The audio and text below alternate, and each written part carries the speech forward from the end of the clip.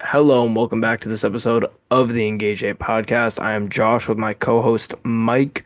Today we are recapping week 11 of the NFL season, all the games leading up until Sunday Night Football. We will talk about Sunday Night Football and the Monday night game on Wednesday's episode when we get you ready for the next week of the NFL and talk about this past week in college football. But we will start this recap with Thursday Night Football. The Eagles beat the Commanders 26 to 18 in Philadelphia. Commanders came back a little bit late in this game. Both defenses really came to play early on. The first half was full of just punts and missed field goals from Jake Elliott for the most part. Despite a bad start, though, the Eagles offense locked in for touchdowns on the last three drives of this game. Jaden Daniels, unfortunately, just hasn't been the same since his rib injury. He was missing a decent amount of throws in this game. He's still a playmaker. He could still make things happen on the field, and I still think they're going to be a playoff team. But regardless, he has been missing throws since that rib injury and has not looked the same as he did in the very beginning of the year. Two of the best rushing offenses in football, but the Eagles tripled them damn near in rushing yards this game. They were able to set the tone, play at their pace, and that helped them through the remainder of the second half of this game, especially in the fourth quarter when they put up 20 points. Commanders just 3 for 12 on third down in this game compared to Philly's 9 for 16. The Commanders defense did enough to keep them in this game, but they just really struggled to move the ball offensively, and that was their kryptonite. This is the first time I was truly impressed by this Eagles secondary. Unlike the Ravens, this unit has at least improved a little bit. Do I think they're a contender still? No, I don't see either of these teams being in the Super Bowl, but regardless, their defense has played better of late. We'll see how that continues for them. Their strength of schedule is pretty low, I think. So I don't know if they play anybody. Well, they've only played nobody so far, so they have to play some teams. For example, I think they're probably going to get cooked by the Ravens when they play them. I mean, the Steelers, that'll be a close game. And then their next hardest are Commanders and Rams, so we'll see. I think we do see as this year goes on, though, that this Eagles secondary is still their weakness and their defense as a whole is a weakness, but they played a lot better in this game. They took advantage of the Commanders' struggles of late, and now they're sitting at 8-2 and in prime position to win this division. They have been looking very good recently, specifically Saquon Barkley. Gets 146 yards on the ground in this game and two touchdowns. He was fantastic. Jalen Hurts didn't have to do too much, only threw for 220 yards. But like I said, that ground game for the Eagles, they were phenomenal, won them this game. AJ Brown has a solid game, but really the Eagles defense is the story of the game. They were great. They've gotten better and better as the season gone on. Like you said, they haven't had great competition. This is one of their first games against offense that is looked at pretty highly, and they went out and dominated. They played very well. Reed Blankenship gets an interception on Jaden Daniels. He's been good, and you said it, rough game for Jaden Daniels. Didn't have stuff, didn't throw for 200 yards. The rushing game for the Commanders, they get Brian Robinson back, which I thought was huge. He didn't have his best game. Gets 4 yards a carry, does get a touchdown, but overall, his Commanders offense just did not have it. A lot of checkdowns from Jane Daniels in this game, not many throws down the field. We see Austin Eckler get 8 catches for 89 yards and 9 targets. And we see Terry McLaurin, who's been great all season, only get 2 targets throughout this entire game. So Quinyon Mitchell, who had a couple games early in the season where he wasn't great, started to kind of figure it out, and he's been very, very good for this Eagles secondary. It's just, can he stay consistent? Can they keep it up? One concern for the Eagles so far this season is Jake Elliott. He holds the franchise record with 7 field goals of 50 yards or more. But this season and 4 attempts, he's missed all four from 50 plus. I feel like kickers this season, one week they look phenomenal, and then the next week they go out and deliver a horrible week. We saw a lot of kickers miss a couple of kicks. We'll get to that in a little bit. Dustin Hopkins had a bad day, but big win for the Eagles. Solo first in that division now. Hurts got banged around a little bit in the first half, but like I said, he was solid in the second half, and the Eagles' rushing attack has been great. So 8-2, and you just control your own destiny and trying to potentially stay at pace with the Lions, but I don't know if they'll be able to or not. Yeah, I mean, the Lions definitely, I mean, they've played harder opponents so far. They will continue to play harder opponents than the Eagles. But yeah, we'll see. I would personally love that matchup in the playoffs. If that's the game to go to the Super Bowl, I would love a matchup against the Eagles because you stuff that run and make Will Hurts throw the ball more than he has to, and that's when bad things happen for them. But we can move on here to the Packers, an NFC contender beating the Bears 20 to 19, a heartbreaking loss here for the Bears. Caleb played much better with his new offensive coordinator. 231 yards, just 8 incompletions, 23 for 31. Bears had to only punt it twice in this game, so this is the first game that Caleb Williams really lived up to his text to the rookie punter in the beginning of the year. Bears defense was great outside of a couple drives in this one. They did what they needed to do to win, and Caleb Williams had a game-winning drive to put his team in position to win the game, and once again, his team fails him. The Bears were the better team out there and kind of just lost on a bad luck play in this game. The Packers, though, we continue to see these flaws. Jordan Love turns the ball over a ton. Sometimes the offense goes flat. The defense has been great for the most part, and they were good in this game, but the defense needs to carry them and get them to a point where they're going to be able to win consistent games against good teams. Packers escape in this one. They need to be better, especially coming off a bye. They needed to come out better than they did in this game, but their next three 49ers, which is the team coming off a loss, the Dolphins, which is the team that's getting hot, and the Lions, which are the best team in football, are their next three games. So they're gonna have to make a statement in these next three, at least take two of them, and they're not beyond going 0-3 in that next stretch. Yeah, not really what you wanted to see out of this Packers team coming out of the bye, but they find ways to win. They're one of those teams like the Chiefs, like the Steelers, that somehow, some way just can find ways to win, and they get a huge blocked field goal to win the game in this one. Jordan Love wasn't great, but he made plays when he had to, got the ball. Christian Watson was phenomenal in this game, 4 catches, 150 yards, had some just big plays out there. Jordan Love used his legs a little bit late, did get stuffed on one run, but gets that rush to the 1 yard line, then gets that QB sneak touchdown. So this Packers offense, I think they just need to be more consistent. I don't know when Toyotathon starts. It doesn't seem like it started yet. So No. they still got some time, but they just gotta keep treading until Toyotathon. Their defense played solid in this game, holding the Bears to keeping them out of the end zone was big, but Bears offense, they finally get a touchdown in this game. 25 possessions and 9 quarters, but they finally get it done. It looked better. DeAndre Swift again has a solid day. He gets 71 yards on the ground, had a nice 40-yard touchdown run. Romo Dunze has another big game. He's had a couple games, especially recently. He had a big game against the Colts early in the season. He's starting to figure it out. DJ Moore, he has a good game as well. And on that last drive, Caleb Williams made throws to both Keenan Allen and Romo Dunze. He hit Romo Dunze on third down to make it fourth and short. Gets a nice back shoulder throw to a Dunze, gets the first down, gets it to Keenan Allen. They get in field goal range. And then Matt Eberflus plays it conservative for that semi-long field goal with Santos. And you're the Bears. You should know that, especially in Soldier Field, you don't have the best luck kicking game-winning field goals in big games. And look what happens. You lose to the Packers again. It's 11 straight losses now. I feel like I probably have 11 straight losses versus the Bears spread this season, but just a really disappointing loss if you're a Bears fan. They called me crazy for taking the Bears. They called me crazy. Yeah, they did. I'm not gonna lie, this morning I was hoping the line would move a full point so I could switch to the Packers. So I'm happy it didn't, but kind of just lucked into that one. But we'll stay here in the NFC North with the Vikings beating the Titans 23-13. Vikings bounce back from a disappointing game in Jacksonville and get a win here against the Titans. Wasn't pretty by any means, but they were never really in any serious danger of losing this game. No interceptions for Darnold and the Vikings. That's big coming off a week where they threw 3 picks to an atrocious Jacksonville secondary. Pretty brutal second half offensively for the Vikings. They punted 5 times. They kind of looked back to the Vikings from the past month or so in that second half, really let the foot off the gas. Titans just completely shot themselves in the foot, though. 13 penalties for 91 yards. If you're going to try to upset a team at home, you just cannot do that. Vikings have a really great defense and then an offense that I personally can't picture being a contender. They're not able to move the ball at a consistent pace. They're not always great in the red zone. And if you can't do either of those things at the same time, you're going to be in a tough spot offensively.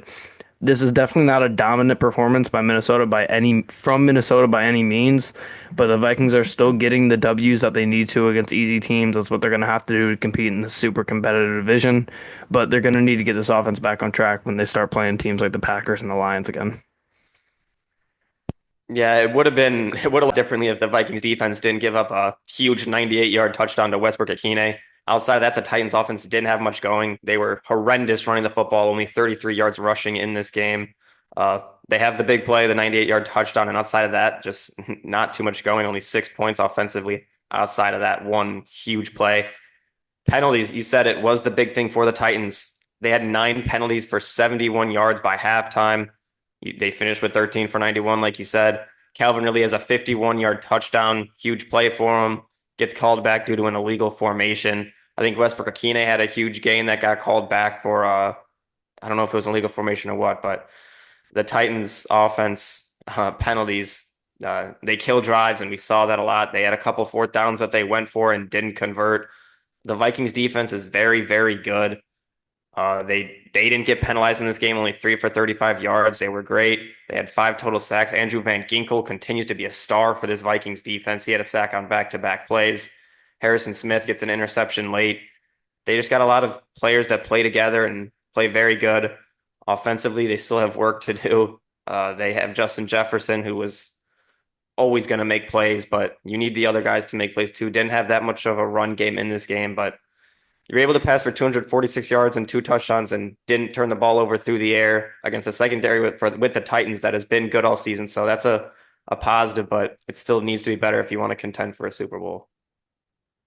Okay, moving on here to the Lions beating the Jaguars 52-6. Lions had the biggest spread of the year going into this game at -13, and they triple up that spread and win by 46 in this one. Franchise record for yards in a game for the Lions with 645 total offensive yards, a 475-yard disparity between the Jags and the Lions, longest differential in a game since 1979. Lions scored touchdowns on their first 7 drives of this game. Just absolutely insane stuff. They couldn't be stopped. They ran all over this Jags team. When they wanted to go deep, they went deep. When they wanted to dink and dunk, they did that. Jacksonville just had no chance. It's hard to imagine. I know the Vikings game was in Jacksonville, but it's hard to imagine that the Vikings are 2 games behind the Lions, and these are how these two teams performed against the Jaguars in back-to-back weeks. Goff bounces back 412 yards, 4 touchdowns, no interceptions, 24 for 29, a perfect QBR for him. Bouncing off that game where he had 5 picks, he comes back, those 4 touchdowns, no picks. This is the Goff that we know. This is the Goff without insanely bad luck that led to those 3 picks.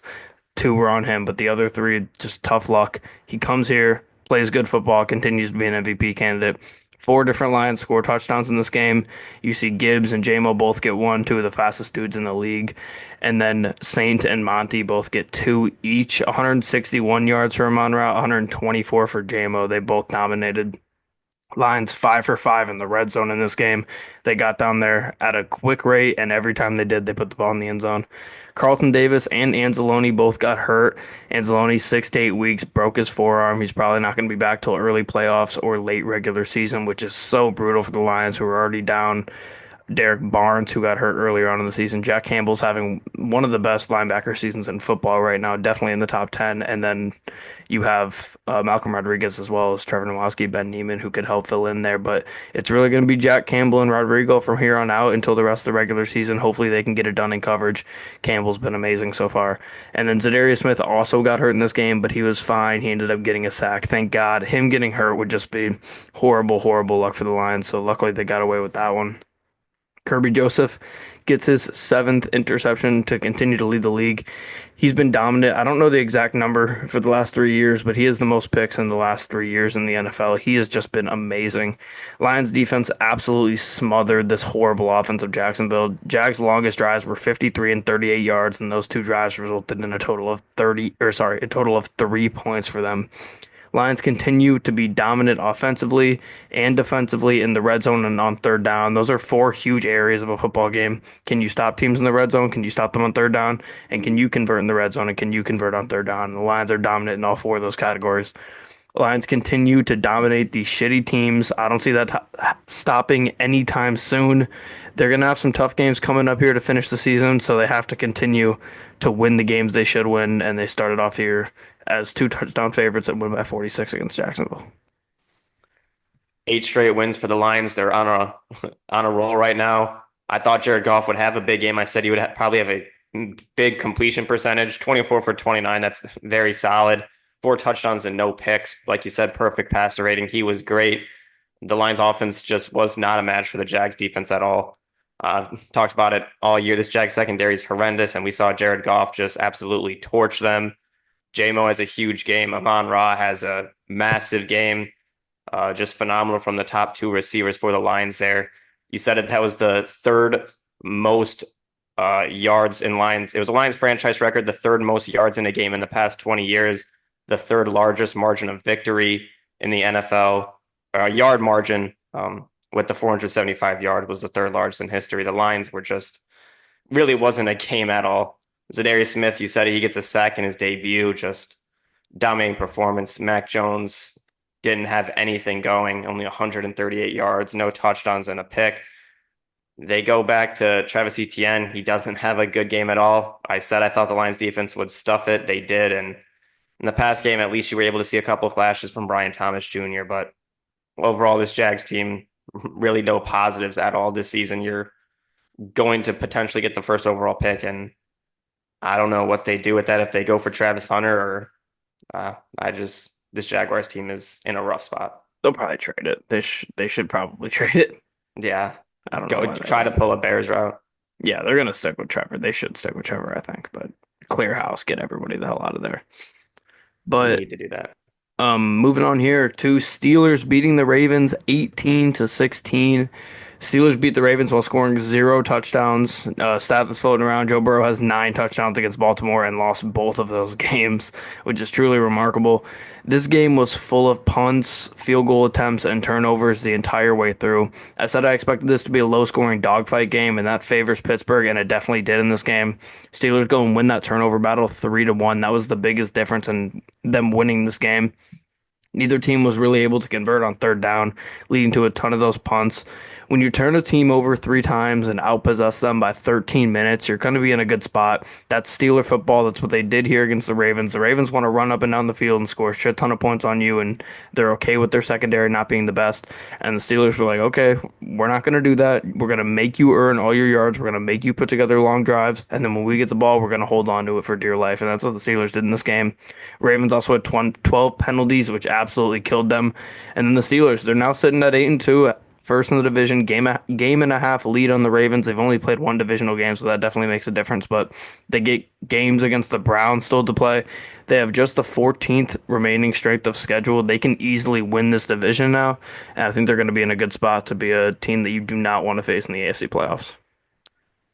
One win away from the 9 win mark, which would put them above 500 as well. Just what a start for the Steelers this season. Did not expect this going into the season.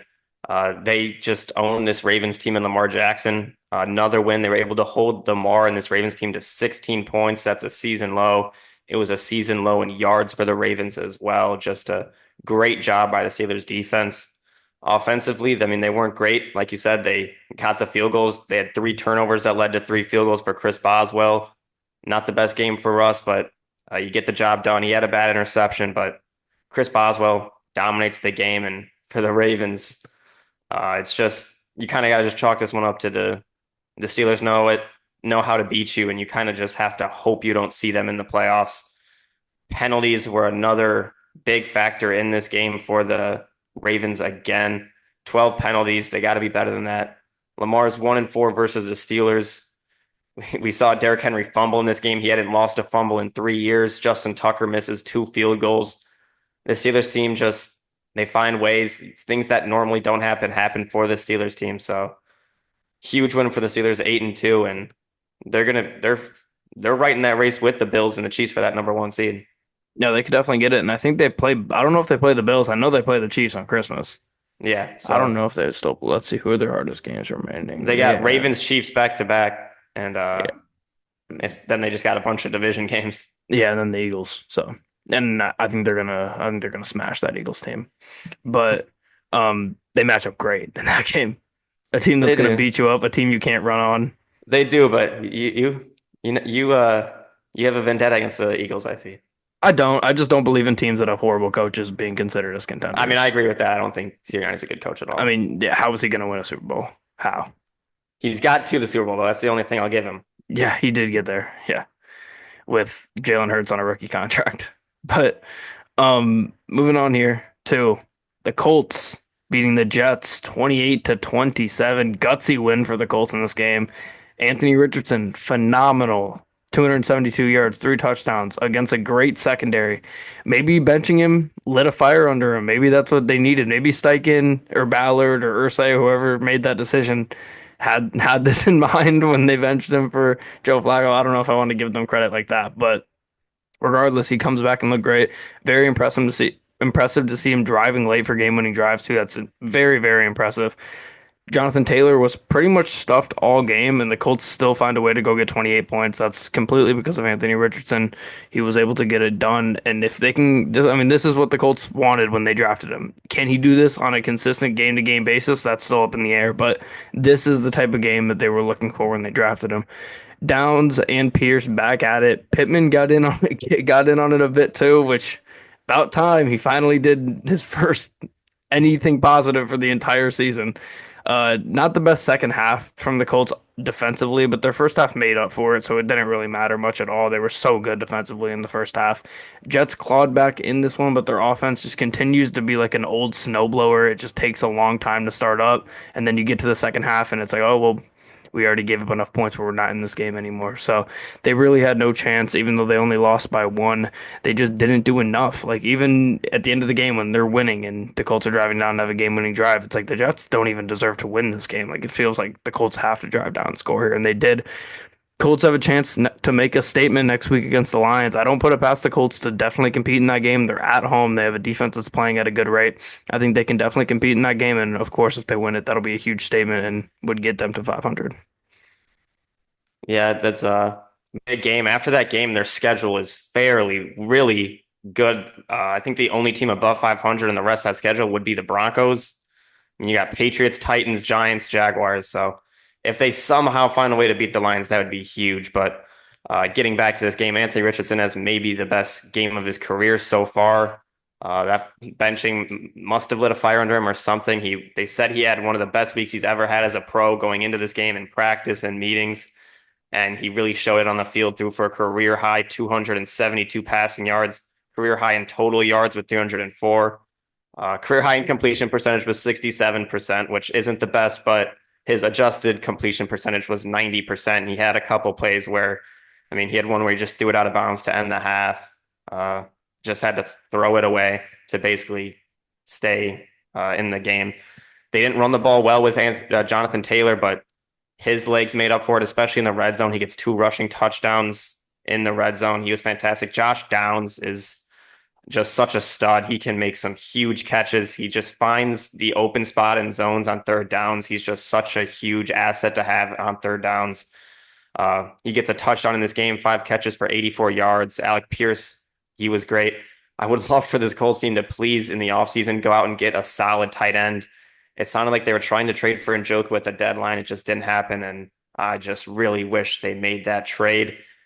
Richardson does have a couple sloppy plays where he fumbles the football and bobbles the snap, but outside of that, he was phenomenal. His accuracy was very good. Only had about one or two throws that could have been in a lot better spot. And even on one of those throws to Kylen Granson, he put it in a spot that was catchable. It's just Granson doesn't have the athleticism or the speed to make the catch. But just a great game for Anthony Richardson, and I'm very, very happy with what I saw as a Colts fan. For the Jets, your season is basically over now. You sold a lot to go out and get Devontae Adams and all of these weapons for Aaron Rodgers, and you're sitting at 3-8. No 3-8 team has ever made the playoffs. They were in this game. Breece Hall had a couple big plays in the end of the first half and start of the second half, but they kind of didn't stick with him as much.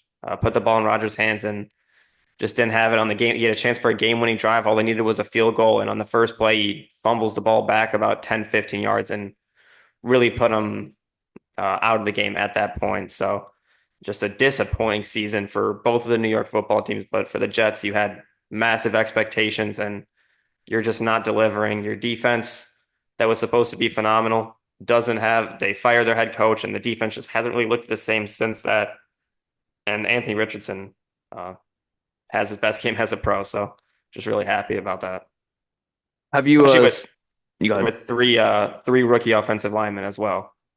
Yeah, definitely impressive. Did you have you seen the line for our game next week? I just checked it. What is it, like 10? You take a guess. Is that your guess? 10? 10 and a half? No, it's 7. Oh, that's 10.5 on the road would be crazy. It's in Indy. yeah. I know it's gonna be a lot of Lions fans there because I know a lot of Colts fans were pissed and selling tickets after the Joe Flacco fiasco. So Yeah, it'll be mixed. But the it'll probably be Lion like 60-40. and that doesn't even say anything about the Colts really. The Lions filled out fucking Lambeau this year, so it's just good team. Fans are gonna travel. Just Yeah, happens. But not far. yeah, and it's Tickets not are far at all. expensive. I don't know if Yeah, you I know. saw. I want to go They were so like bad. 450 I for like know. the top level. I want to go so bad, but it's just not even worth it. No. Like, if someone wants to give me a ticket, I'll take it. But at that point, I mean, that's the only way I'm going to Yeah. this game. It's an hour drive and still no chance I'm gonna be Yeah. able to We make talked it. we talked a big talk about that going I mean, into I didn't heading think it over was to gonna be 400. I mean, yeah, I know. I guess the 9-1 helps too. But even then, I didn't think it would be insanely crazy. And that's without fees. Yeah, that's without yeah, and that's without fees, and that's with the home team being under 500. It's just Yeah. why it's wild. But um, moving on here to the Rams beating the Patriots 28-22. Patriots just missed the cover in this game, unfortunately for us, but they were in this game. Stafford was basically perfect. 295, four touchdowns, no interceptions. Puka and Cup combined for 13 catches for 229 receiving yards and three touchdowns. They were back to their dominant ways that they were at last year in this back stretch. Rams win the turnover battle in this one 2-0. For the Patriots, Drake May continues to be an impressive rookie. 292, two touchdowns, one interception for him, and 27 rushing yards. He, I don't want to say he's my favorite rookie quarterback right now, but he's up there. I mean, if we're comparing him at all the rookie quarterbacks at this very moment, he's currently playing better than Jaden Daniels. So I think I'd probably say he's the number one rookie quarterback. I'd put him at two, honestly. You think I'd Daniels put playing better than him right now? not Jaden Nix? Daniels. I Bo think I'd have to Nix? put Bo Nix at one. Bo Nix is the other one. Yeah, those two have been are the best two at this very moment, which is crazy. But I guess this week. yes, well, I'm just saying this past couple of weeks Yeah. when Daniel's been struggling and Caleb Williams, obviously. But Drake Mason super impressive. I keep saying it. I think he's going to be a really, really good quarterback in this league. I like what the Patriots are building. I think that you bring a receiver in the offseason, you draft some guys on the offensive line and the defensive line in the draft this year, and you're going to be in a great spot. And they're going to have a top pick to do that damage. So it's going to be interesting to see what they do. Pats were able to match the Rams at points offensively in this game, but both of their turnovers, beginning and then the end of the game, came at the worst possible times.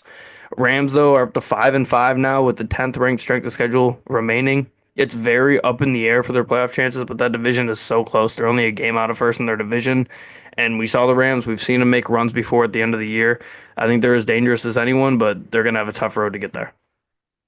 They're gonna have a tough road, but this division as a whole is just so close right now. Three teams tied for second in that division, with the Cardinals having a one-game advantage. Good game from Matt Stafford here. He gets four touchdowns and no picks, almost throws for 300 yards. Got the ball to his top two weapons a lot. Cooper Kupp and Puka Nacua both get over 100 yards. Kupp gets two touchdowns. Had a big touchdown on one of their drives that was basically a one-play drive, and he just got behind the defense and gets a huge touchdown. Stafford's four touchdown puts him at 370 in his career, which passes Eli Manning for 10th all time on the passing touchdown list. So congratulations to him. This Rams team has won four out of their last five. They've looked very good as of recently. Getting their weapons back has been huge. Kyron Williams wasn't great in this game, but the Rams really weren't phenomenal in this game. Patriots control the time of possession, 37-20 to 22-40. In total plays, Patriots had 73, the Rams only 51. It was just the big plays, the explosive plays for the Rams won them this game. Turnovers for the Patriots as well. We saw, well, the interception late by Drake May, a fumble hurt them, but solid game for Drake May. Just need to continue doing this, keep playing well. What you said is true. They need to just continue this out, get a weapon for him in the offseason, maybe two. Just keep adding pieces to this O line, and I like what they're building. They still got a lot of work to do, but they're trending in the right direction. Hey, speaking of trending in the right direction, moving on here to the Dolphins winning 34-19 over the Raiders. Dolphins offense is really back in full form now. They laid 34 on this Raiders team. They didn't punt a single time in this game. Tyreek looked a little bit back to normal. He had, I believe, 7 catches for 61 and a touchdown in this one. Tua was basically mistake free versus the secondary that I know they're not a great unit, but they're one of the strengths of this Raiders team. And he went against them and just completely dominated them. The Raiders insanely bad run game, completely back in full form in this game. They might be the worst running team of all time. They're one of the worst. They're just absolutely horrible. No matter who they put back there, nobody can get yards. In the receiving game, Brock Bowers, another phenomenal game from him. 13 catches, 126, and a touchdown. The Dolphins' red zone efficiency on both ends, as well as winning the turnover battle, really put them over the top in this game. They were dominant in all the spots you need to be dominant to be a good football team. And they're catching a bit of a rhythm now, moving up to 4-6. They would have to win, damn near win out to make the playoffs. Maybe they can lose one more, but they have the 29th remaining strength of schedule. So playoffs are definitely possible for them. The division's kind of out of reach at this point with the Bills, but you can definitely make the playoffs. You're going to have a lot of games that you should win, a lot of games that you're going to be favored in, and they're starting to catch a rhythm now. Yeah, I'd say the division is out of hand. I just got to keep trying to make the playoffs and maybe finally break that going into a cold weather place and getting a win. It's big. I thought they needed to just get these wins against these bad teams that they used to dominate, especially last season. We finally see them do that this year. Tua was great, got the ball to his weapons. Jonnu Smith has been very good for this Dolphins team as well. He gets 2 touchdowns in this game, over 100 receiving yards. Tyreek Hill got going. Still really no Jalen Waddle, which is just kind of shocking that he's had this bad of a year, even when Tua's been in the game. Just has not been a weapon for him. Devon Achane has been a weapon for him. He gets 17 carries in this game. He gets a touchdown. He's been very good for the Dolphins team when Tua's in. This entire offense is just completely different with Tua at quarterback. Raiders, you said it, this run game is just atrocious. Their leading rusher today had 1 carry, 20 yards. And then behind that, Madison has 5 carries, Amir White has 5 carries, and they combined for 28 yards. They're just generationally bad. They fired their offensive coordinator. I was kind of hoping for a better performance from this offense with Luke Getsy gone, but we didn't really see it. Gardner Minshew was okay, got the ball out quickly, just didn't have the facilities to really do too much. Brock Bowers has a fantastic game, but other than that, just not too much. Bowers has kind of been the lone bright spot for the Raiders so far this season. He had 13 catches in this game and a touchdown, 126 yards. But just a season to scrap for the Raiders, and I think it's time to start looking for well, definitely you got to look for a new offensive staff. It'll just be interesting to see what they do with Antonio Pierce in the offseason. Okay, moving on here to the Saints beating the Browns 35-14. Unfortunately, Jameis's revenge game did not end well for the Browns. I didn't catch much of this game, honestly, but it was just a ridiculous game to look at here. Browns have 443 yards total, didn't turn the ball over one time, and only got to the red zone once. It's actually unbelievable, really. Stall drives, missed field goals, 1 for 3 on fourth down. Those are all the reasons that those two stats came to be. Taysom Hill, ridiculous game as well. 7 rushes, 138 yards, and 3 touchdowns. The Browns defense was just Swiss cheese today. The Saints absolutely diced them up. Derek Carr was at his efficient best that he's been, or that he was in the prime of his career, I should say. That's exactly what they need from him. The Browns at this point just have to go for a draft pick. They don't have much going for them. Obviously, now you sit at 2-8, one of the worst records in football. I would assume if we looked at the Tankathon draft order for the NFL, I'm assuming they're at least like second right now. They're probably They're, going to be they're tied with third. the Jags. They're third. There's like 4 teams that are 2-8, and the Jags are 2-9. So they're third right now. They're gonna end up with a top draft pick, so that'll be great for them. But they're in a pretty bad spot. The Saints season now has gone 2 wins, 7 losses, 2 wins. So they're a streaky team to say the least. But yeah, I guess good win for the Saints. You pile it on at the end in this game. They were efficient offensively. That's what you want in these games where you're playing against another bad team. For their draft pick, you probably want to lose this game and the Panthers game, but you split those two and you start to get some momentum with your new interim head coach. Yeah, Darren Rizzi has been phenomenal so far with them. This offense has kind of found a little bit of their rhythm that they had early in the season. Alvin Kamara has another huge game, or not a huge game, but he was solid. They rushed for 214 yards as a team. A lot of that was Taysom Hill, who is just a Swiss Army knife. He has three rushing touchdowns and 138 yards on the ground, 50 yards on eight catches. Just a fantastic game. We see MVS get another huge deep ball from Derek Carr. Derek Carr, when he has time in the pocket and when the pocket's clean, he's been very good for the most part this season, but that just hasn't happened often. He throws for two touchdowns, only gets sacked one time in this game. He was great, and the Browns, like you said, I don't know how they were able to throw for or offensively have over 400 yards and then only put up 14 points. Just kind of hard to do. Dustin Hopkins missed a couple kicks. He was not good in this game. Um, Nick Chubb doesn't have a great game again. 11 carries for 50 yards.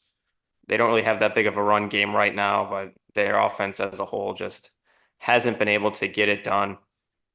Just in the fourth quarter, I kind of missed a lot of the end of this game, and when I saw the final score was 14-35, I was in shock because I kind of zoned in on the two games that were very close. The Bears game was close, and the Colts game was close, and Saints put up 21 points in the fourth quarter.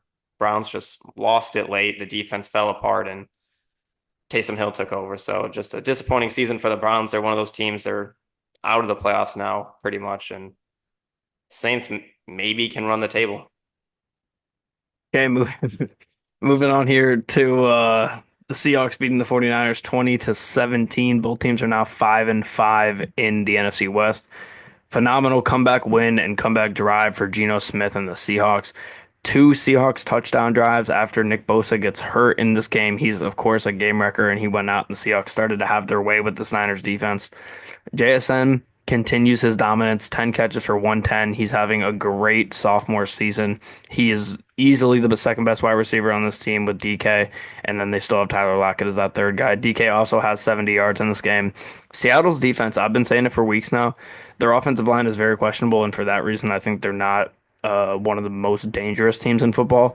But their defense, when they've been healthy, is a very scary group. They're great on the back end. They have solid linebackers. They're one of the best pass rushes in the league. They're a very underrated group in football. And I think they can play these teams like the Niners, where they can make it a rough game for them. And then if Seattle can just get a little bit of time in the pocket, and Nick Bosa going out, of course, helped them in this one. But when Gino got a little bit of time in the pocket, he can get his balls to those weapons and uh, form great offensive possessions. And the defense just puts them in that position. They continue to do that this entire game, and I think they're going to continue to do that. They had games where, like, of course, where they give up a shit ton of points to the Lions, where their defense was completely beat up. They didn't look great there. But when they've been healthy and together, they've been a great unit. This just really came down to Brock Purdy and the 49ers offense failing to get a first down when they needed one. Purdy's had some great games this year, but this falls into the group of his pretty tough games. Christian McCaffrey also has not really looked great coming off of his injury. And now we look at the NFC West. It's one 6-4 team and three 5-5 teams deadlocked here in the NFC West. It's going to be a very entertaining finish to the season. I think a lot of these teams play each other here at the end of the year too. Arizona still has to play four divisional games. You see the Rams still have to play a couple, and Seattle has to play like a few as well. So they all have a ton of games to play against each other to space this division out a bit. But right now they're all deadlocked, and the Cardinals got them all by a game. Yeah, this was the game one of the games I was most confident going into. This 49ers team was great against the Seahawks last time they played them in Seattle. And offensively, that just completely flipped for them. They had a pretty bad performance. Brock Purdy wasn't great. They couldn't run the football very well, and just a disappointing loss. Jawan Jennings continues to be one of the main bright spots for the 49ers. He gets 10 catches, 91 yards, and a touchdown. He's been so good that it almost makes you regret paying Ayuk all that money. And unfortunately, Ayuk got hurt, so he wasn't able to continue the season. But Jennings has been phenomenal, and I assume that they won't be able to pay him when the time comes. But this 49ers team couldn't get it done late. The defense had chances to put this game away too. They couldn't get it done. Big win for the Seahawks. Like you said, three teams tied for second place now. When DK Metcalf is playing, the Seahawks offense is a lot better. He helps in the run game blocking and is obviously a huge threat in the pass game. JSN continues to have a great season, like you said, and Kenneth Walker wasn't great on the ground, but does get a touchdown. Geno Smith, when late in the game, he had to use his legs a lot, gets a rushing touchdown there late in the game to win the game for the Seahawks. So this is a very interesting division. I still think this division is very good. It's just a lot of teams are not playing up to their potential. I feel like this 49ers team is eventually going to figure it out. It's just we haven't seen it so far this season, and 10 games in, you kind of know what you are at that point. So I don't know. Okay, moving on here to the Broncos beating the Falcons 38-6. The Falcons drop yet another game and they continue to open that door wider and wider for the Tampa Bay Buccaneers, who I think are a better team than them when fully healthy. The Broncos absolutely clamped Kirk and this offense. We knew the pass game would be a bit of a struggle for Atlanta, but they also had zero run game in this one. They were able to stop their run, stop Bijan and Algier, and then Kirk had absolutely no answers for this defense. Defense is the star of the show in this game for Denver, but they had a phenomenal offensive game as well. 4 for 4 in the red zone. Bo Nix, who we spoke of earlier, is turning into a pretty solid quarterback. 300 yards, 4 touchdowns. Sean Payton said he was the number one guy on their board going into the draft last year, and maybe he wasn't lying about that. We thought it was just Cope at the time, but maybe it's not. 9 different Broncos had a reception in this game as well. They were able to spread the rock out a ton. Atlanta is now in a spot where they've lost some games to. I'm not going to say it's a team they should beat because they weren't favored in this game, and I didn't pick them as underdogs in this game. But they have the 22nd strength of schedule remaining, so they definitely have a chance to still continue to lead this division and make the playoffs and get a first round home game. But the Bucks have the 29th easiest or the second easiest schedule remaining in football right now. So the Bucks are going to be coming off of a bye. They're going to get to play the Giants, the Raiders, the Panthers a couple times, the Saints, the Cowboys. Tampa Bay is going to stack up some wins. Atlanta's going to have some games coming up here soon where they're going to have to play a Chargers team who's really gritty on defense, a Vikings team who's really gritty on defense, a Commanders team who's really gritty on defense. And we saw what happens when they play a team that's going to beat you up and defend well. We saw that here against the Broncos. So I think the Falcons have an uphill battle. I think it's a good bet to take Tampa Bay to win this division. I'm not going to say that's a guarantee, but that's a future I may be placing. Yeah, disappointing game from the Falcons in this one, offensively and defensively. Nice throw there. Falcons defense was just dominated by the Broncos offense the entire game. Honestly, I'm more disappointed in the Falcons defense as a whole throughout this game. Kirk Cousins has a bad game, and this Falcons offense hasn't been great recently, but defensively, you have to be better. Bo Nix carved up this defense, 307 yards, 4 touchdowns, no picks. The run game was there. Javonte Williams gets only 60 yards on the ground and a touchdown, but averaged about 7 yards a carry. Jaleel McLaughlin averages 5 yards a carry. When the run game can do that for this Broncos team, we said it, their offense is a lot better. Cortland Sutton, 7 catches for 78 yards. He was very good. And this Broncos team is, if they make the playoffs, I don't think they'll be that big of a threat. But the fact that they're really contending for the playoffs is very impressive. The Broncos defense is one of the best units in football. They shut down this Falcons offense that can throw for a lot of yards, and especially Bijan. He's had a lot of good games recently. They shut Bijan down only 2.9 yards per carry. So all around, this Broncos team has overperformed my expectations so far this year, and Bo Nix as well. He was 28 for 33 in this game, joining Peyton Manning as the only rookie quarterback in NFL history to throw for 200 plus yards with 2 or more touchdowns in 4 consecutive home games. So he's been very impressive, and I'd put him right there with Jaden Daniels so far throughout the season as the best rookie quarterback. Yeah, the Falcons do currently hold 2 wins over the Bucks, so they do have the tiebreaker in the event that that happens, and they currently have a what is it? They're 6-5. Bucks are 4-6 or 5-6. I don't know. Or have the Falcons not had a bye week yet? They haven't had a bye week yet. So they have a game and a Yeah. half lead on Tampa. And their Tampa Bay is currently plus 425 to win that division, and the Falcons are minus 500. It's because of that tiebreaker Yeah. that they have those odds. But still, I think that's a pretty good bet. I think Tampa Bay could definitely finish with a better record than I them. mean, Tampa But Bay could win out. yeah, absolutely. Um, Finishing off here with the Bills beating the Chiefs 20-30, or sorry, 30-21. Once again, Allen betters Mahomes in the regular season. Chiefs lose their first game of the year here, falling to 9-1, now tying with the Lions for the best record in football. Mahomes throws a pick on his first and last throws of the game. He's had times where he's looked great this year. Obviously, they were 9-0. He's been great on third down. I still would rather have him than any other quarterback in football, but he's been sloppy so far in the regular season. I don't expect that to continue when they get to the playoffs because he's just a different animal in the playoffs, but he has been sloppy so far in the regular season. True lack of success for the Chiefs offensively in this game. Super impressive from the Buffalo defense. Them forcing turnovers is not a shock to me. Them completely shutting down drives was a shock to me in this game, and they were able to stop the Chiefs throughout. Buffalo's offense stalled midway through this game, but they were able to put touchdown drives together at the bookends of this game. They were scoring early, they scored late, and that's what good teams do to win games. Buffalo's offense at times in this game looked like Kansas City's offense. They weren't always great on first and second down, but on third down, they got up to the line of scrimmage and converted third downs and scored touchdowns when they got in the red zone. That's vintage Kansas City, and that's what Buffalo looked like here today. While these teams were a combined 6 for 7 in the red zone, they were all great in the red zone. Buffalo was able to move the ball down there easier, and that's what got them this win. And they currently, after this game, that dropped them significantly in strength of schedule remaining. They now sit at 24th. They basically have this division locked up already.